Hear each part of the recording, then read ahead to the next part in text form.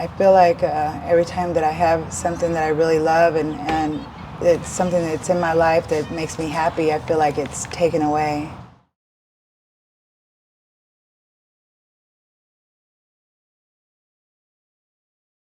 All right, welcome back, everybody. We're back in Hemet, California, sunny Hemet. And we're here with Julie. How you doing? I'm okay. All right, Julie, do you give us permission to use this video on our social media? For sure. All right. Julie, where are you from originally? Missouri. Missouri? What are you doing in Hemet? I just happened out here. Yeah, I want to hear your life story. So tell me where you were born and what your childhood was like.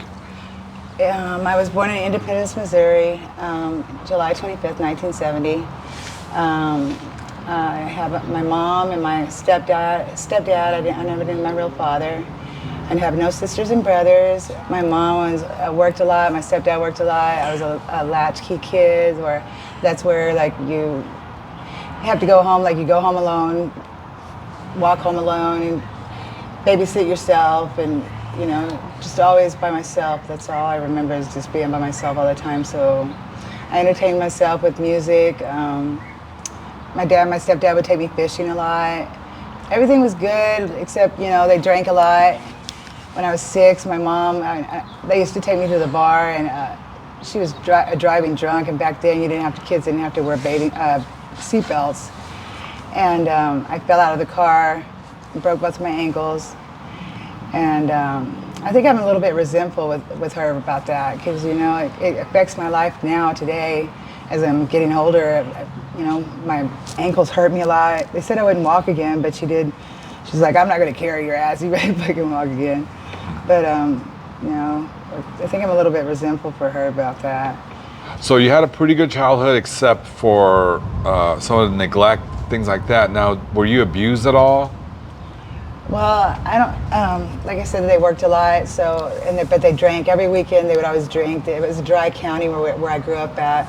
I grew up in Arkansas, and so they always had to like drive like an hour to go to Texarkana, Texas, to go to get alcohol. So I was left home alone like then, and when they come back, they'd be just getting drunk, and my stepdad would get abusive, and they would fight a lot. You know, when I was 8 years old, my stepdad told me that he wasn't my real dad, and that if I didn't want to call him dad anymore, I didn't have to. But he's always been my dad since I was 3 months old, and so I just, you know, that's my dad.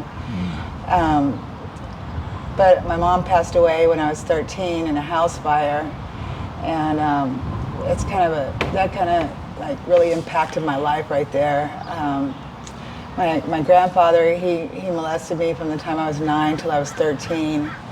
And when my stepdad met his new wife, she kind of noticed something in me and asked me if my stepdad had ever like touched me in a bad way, and I told her no, and she said somebody has, and I just came out and told her about my grandfather, and you know, I had to go to counseling for a little bit over that, but nothing, you know, it didn't really help anything.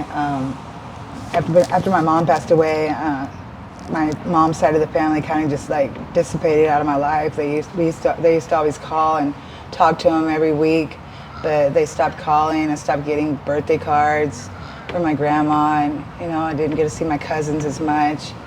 So it's just, I was even more isolated, and I just didn't feel like I belonged anywhere anymore. And I just started drinking a lot, and you know, I became promiscuous, you know, looking for love in the wrong places, trying to fill the void that I was feeling over my mom. You know. I'm so sorry about everything that happened. Did you say you went through counseling for all that? Well, like I said, I did a little bit of counseling when I told him about my grandfather. When I was 15, I tried to commit suicide, and I went to a psychiatric unit for children, and I got some counseling there, and we did like family counseling with my stepmom, my stepdad, and you know, I don't think it really worked right there either. You know, I would act out a lot and get, you know, I don't know what it was wrong with me, just like really like screaming out for help, but I just didn't know how to ask for it, you know. Okay. So when I was 17, I ran away from home, and they locked me out after that. I think they was probably like saying good riddance, because my stepmom was pregnant with my stepdad's baby, and he was pretty happy about that, and they were going to have a new family, so I really didn't belong there anymore. And I tried to continue on with high school, but I couldn't, so I quit. I ended up getting my GED in jail, though. Came out here when I was 18 with an ex-boyfriend, and he was extradited back to Arkansas for stealing from the stores. And then I was just out here by myself, and You said you came out here at 18, Hemet or to LA? Well, I started out in Redondo Beach, and from there we went to... Why'd you leave Redondo Beach?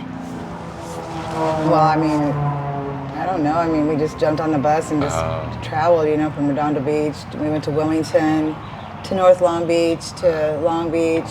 Then he got extradited, and then I was just out here by myself. So I was just, was staying on the street. I'd meet guys and have a place to stay sometimes. Sometimes I didn't, A lot of people, I was naive and gullible a lot when I first came out here. And so I really got taken advantage of and hurt a lot. But I made it,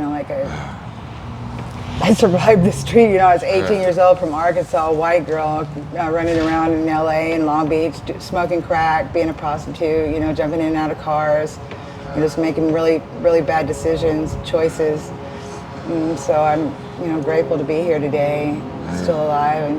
Well, I'm glad you're here.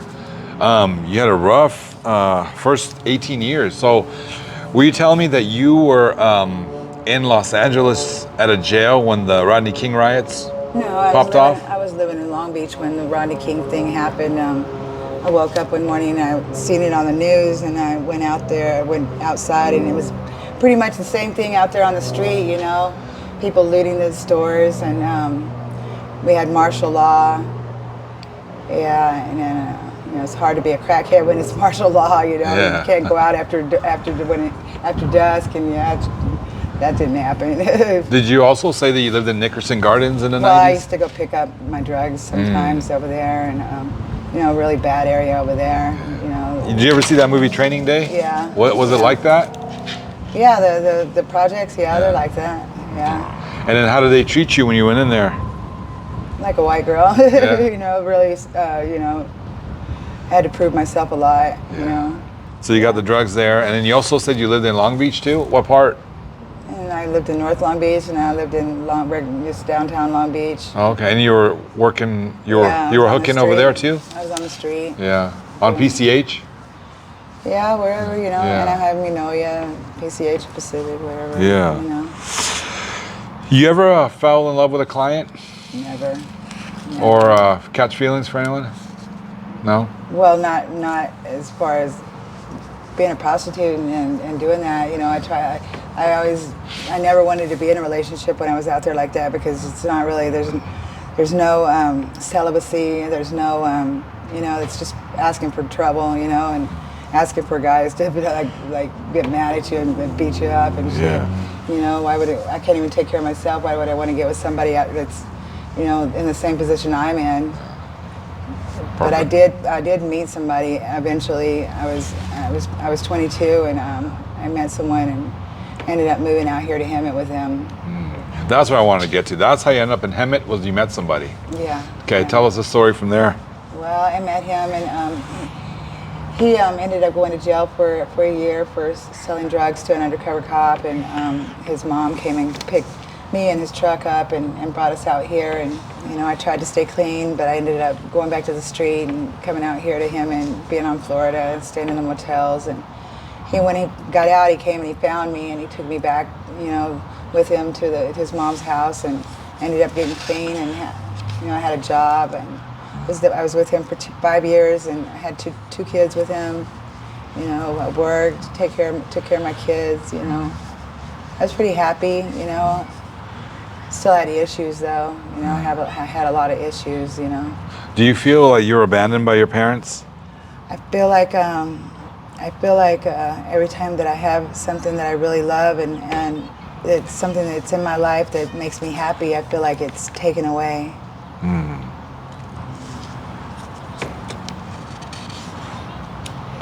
Do you think you've lost yourself in addiction? Yeah, I don't think I ever really had myself. I don't think I really found myself yet. I don't know what I want to be when I grow up yet, you know. What did you want to become when you were a little girl? I used to always make a joke about this, you know. I watched Pretty Woman one time, and I wanted that. I wanted that, you know, that knight in shining armor to come and just like swoop me up and rescue me and take me and shower me with love and presence, and you know, I wanted that, you know. You ever meet a rich guy or a celebrity? I'm sure I have. I'm sure I have, but just like anybody else out here, you know, just because they have money doesn't make them any more special. Are there feelings of emptiness that you're trying to feel by being with a different man or using? I don't really want to be with different men. I don't even look at it like that. I look at it like I'm supporting myself the best way I can without harming anybody else. I'm definitely not proud of myself, but I do what I have to do to make ends meet at the time, and I just treat people the way they want to be treated and how they treat me, and well, not even necessarily that, because there's a lot of mean people out here and a lot of people have done me wrong, but I don't return the favor. I do my best not to do to others the way they are to me. I try to treat people the way I want to be treated, and that's something I don't know if that's knowing who you are and knowing something about yourself, then that's what I do know about myself. You know, I'm not perfect in any way. I've got mistakes in my life. I've ashamed of myself for abandoning my children. That's abandonment, like how I have been with my children. You know, I haven't been in their lives, and you know, it's because of my addiction. But my mom didn't have a choice. I don't think that she really abandoned me. I believe that, you know, the circumstances that took her away from me, and she did the best that she possibly could. You know, she worked and she came home, and you know, I wasn't hungry. I didn't have, you know, I had clothes and maybe not all the attention and love that, you know, that a lot of other people have, but you know. What's your views on prostitution? You think it should be legalized? You don't think so? No. No? No, that'd be just like the government being a woman's pimp. Speaking of pimps, have you ever had a pimp? Hell no. Never had a pimp? Never. What advice do you have for young women wanting to get into the prostitution thing? Well, the people that I believe want to get into that profession, I think that they're actually called escorts, and they usually don't use drugs. A female out here on the street, yeah, people call her a prostitute, slut, tramp, whore, hooker, you know, a lot of names that they call women out here, and I don't believe that it's a choice. It's not. So I don't have any advice for anybody that wants to get into that lifestyle of sex for money. The advice that I have for people that are getting into addiction, females mostly, that are getting into addiction, you know, it's a crazy lifestyle. You never know what's around the corner. It could bring a lifestyle of stealing from stores, prostitution, you know, robbing people. It could bring anything, but either way, it's all, the ultimate end to it is either you go into jail, you're going to die, or you're going to end up in an institution, a psychiatric in place, or a drug program if you're lucky. You know, just don't do it. You know, try to take us as an example for what you shouldn't do. Like, we've already been down that road. The drugs definitely aren't worth it. Julie, if someone wanted to help you, is watching this, and they feel your story and they have resources for you. How can they get a hold of you? Do you have like an email address or social media? I have an email. It's juliec7025 Okay. What are you currently using or struggling with? Methamphetamines mostly, and cocaine. Yeah. If you wanted to stop, would you need to go to rehab, or is that something you can just do on your own? I haven't really thought about it. I've been to various drug programs, so Christian programs. How do you feel when someone brings up sobriety? A loved one says, hey, you need to get clean. I don't have any loved ones telling me that. Okay. Are you alone in the world? No. No? Who's there for you? Jesus Christ. Okay. That's one of the first steps, right? Believe in a higher power? Came to believe that a power greater than ourselves could restore us to sanity. Do you go to meetings? I used to, sometimes, when I have to. What do you mean when you have to? When the courts are telling me to. Oh, I see. Speaking of the court system, how many times have you been to prison or jail? I've been to prison 4 times. I had 2 terms. Okay. I haven't been to prison since 2009. While you're in jail, did you ever get involved in a female relationship? I've been involved in a female relationship out here on the streets. Out here on the streets? Okay. What about prison guards? They ever try to hit on you in the jails? Yeah. Did they? Tell me a story about that. Back in the day, yeah, I worked for, he wasn't actually a prison guard, he was a free world staff. And he was a what? A free world staff, someone that comes from the outside and Yeah. he works inside the prison. Yeah. He didn't work for the state as a police officer or anything. So you had a relationship with him or just flirted? No, we just did some things. Did they do some things in the prison? Wow. Is that common in female prisons? What do you think about when you're out here on the streets, all alone? I don't think about that. Yeah. I don't think about me being alone. I just think about when I'm not getting high and I've come down and and I am out here and I don't have a place to stay and it's cold or rainy. It's a little sad. I feel sorry for myself that I've done this. I've done this to myself and.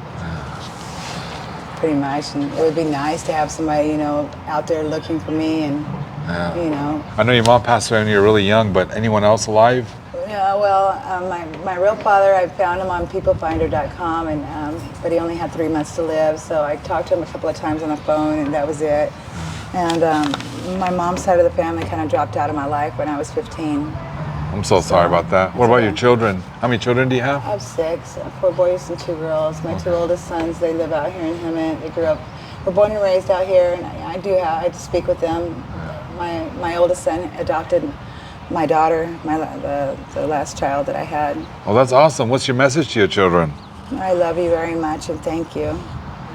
If you wanted to go, if you needed help or wanted to go to a shelter or something, do you know how to? 211. 211. That's what I was going to tell you. Can you describe a 24-hour day in the life of Julie? Boring. Tell me what you do from morning till go to bed. Get high, boost from the store, pay my rent, I'm at the motel. Okay, boosting from the store. Can you describe that? Like, what do you? I know you steal, but what do you do? Just get what I need to make my rent. And you just you never been arrested or anything for boosting? Yeah. Oh, you do get arrested. Okay, because I know they let people walk out in a lot of cities. It eventually catches up with you. Yeah, do you believe in karma? Of course. But you've done some great things in your life. Don't you think that's good karma too? Yeah, you have to even it out and balance it out. Yeah. Did you say you care about people's feelings? And you're probably one of those young ladies that didn't put up with bullying. No, I got bullied a lot when I was in school. Did you? Yeah. What'd you get bullied for? You're probably a pretty girl. No, just I was a loner. I just didn't have a lot of social skills, so. Yeah. What skills do you have? You have any talents? I do great social work. Do you? Yeah, I'm good with caring for the elderly, public assistant, I guess. You love animals. I know that. I saw your beautiful pit bull earlier. Yeah. I didn't know they were that mellow. Yeah, it just depends on the person that's raising them. The one They have a bad rap, don't they? Yeah, but it's not their fault. How old is your lovely dog? I don't know. I got her when she was big already. Okay, that's a beautiful dog. Thank you. What's your best childhood memory? My mom making chocolate cake for my birthday. Going to see my grandma in the summer. If you go back to when you were younger, would you do anything differently? Yeah, I would have told my grandfather to stop. I would have told somebody what he was doing to me. That was terrible. You know, if someone's watching this and they know they're being groomed or molested by an adult, what kind of advice can you give them? Find somebody that they trust and let them know what's going on. Yeah. What if they don't believe them? What would you do? Try again. Keep pushing. What's your favorite kind of food, Julie? Spaghetti. Spaghetti? Spaghetti. Is there a good restaurant here in Hemet that serves spaghetti? I don't know. There's one in San Diego called the Spaghetti Factory. Oh, you like that place? It's okay. It's good, but it's everywhere though. I like Mexican food too. Yeah, what's your favorite Mexican dish? Enchiladas. Oh yeah? What's a good place in Hemet? There's a little a Mexican restaurant. I like authentic Mexican food, so you have to really find an authentic Mexican restaurant. So there's one right over here off of State. Maybe we can get you some later. Yummy. My stomach is growling. Is it? Yes. What's one song you never get sick of listening to? Guns N' Roses, Sweet Child of Mine. That is a beautiful song. That's a Zoe classic. Jane by Stained. What were you listening to back in the day? Heavy metal. Heavy metal? I thought you were a rap girl maybe. You never got into rap either, huh? I listened to some of it when I was growing up, yeah. What kind of heavy metal were you into? Hair bands. I was too. Low key. Did you like Motley Crue, Metallica, Rat?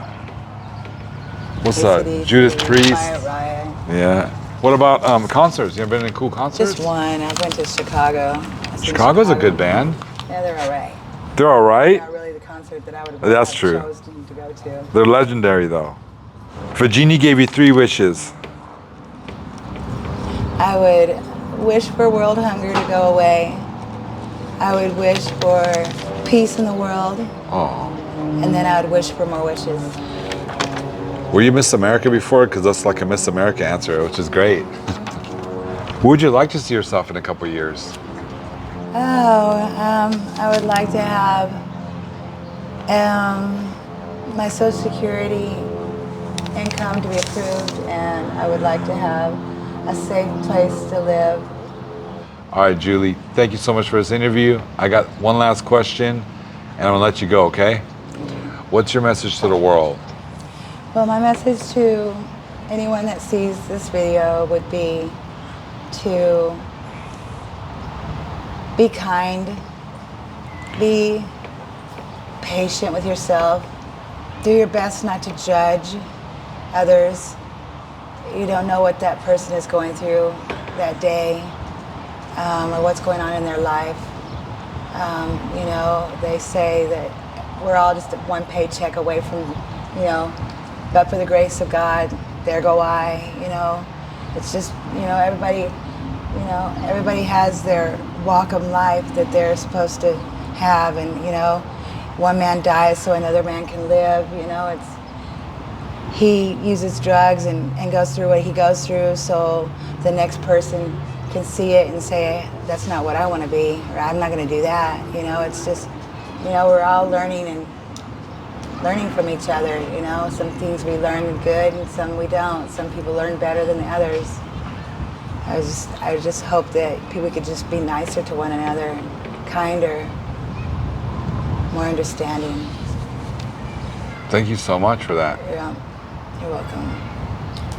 Thank you.